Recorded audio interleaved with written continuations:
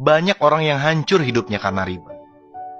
Jadi kita ini seringkali nggak yakin bahwa Allah itu maha pemberi rezeki. Dan inilah penyebab utama mengapa manusia terlibat dengan riba. Alasannya biasanya sederhana aja. Kalau nggak nyicil, dari mana lagi saya bisa beli rumah? Padahal sudah jelas bahwa riba ini pasti akan menjadi masalah hidup kita. Betapa banyak orang yang hidupnya hancur karena riba. Ya leasing lah, rentenir lah, pinjem bank lah, dan sebagainya. Lucunya, menyelesaikan masalahnya pun sama kembali dengan riba. Akhirnya, masalahnya meluas dan membesar, dan dampak terbesarnya biasanya siapa coba? Keluarga kita. Kan kasihan kan? Keluarga itulah yang akan pertama kali menjadi susah karena dampak riba yang kita lakukan. Nauzubillah min dzalik.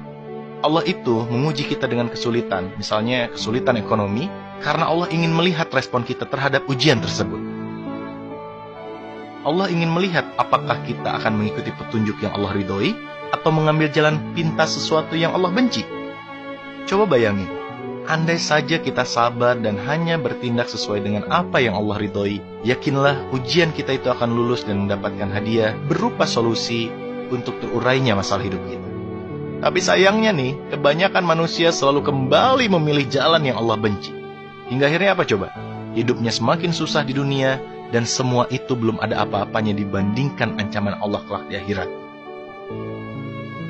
Padahal, Allah pasti memberi solusi dan jalan keluar dari masalah hidup kita.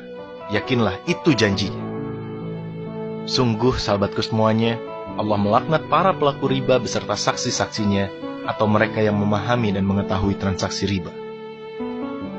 Hai orang-orang yang beriman, janganlah kamu memakan riba dengan berlipat ganda dan bertakwalah kepada Allah, supaya kamu mendapatkan keberuntungan. Hai orang-orang yang beriman, bertakwalah kepada Allah dan tinggalkanlah sisa-sisa dari berbagai jenis riba, jika kamu adalah orang-orang yang beriman.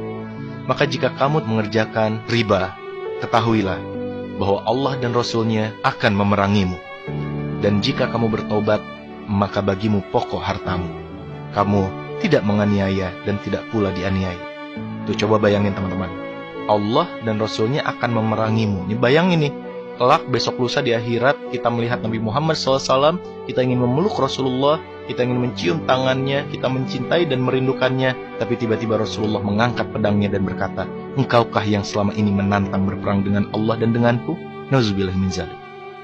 Jabir berkata bahwa Rasulullah SAW mengutuk orang yang menerima riba, orang yang membayarnya, orang yang mencatatnya, dan 2 orang saksinya.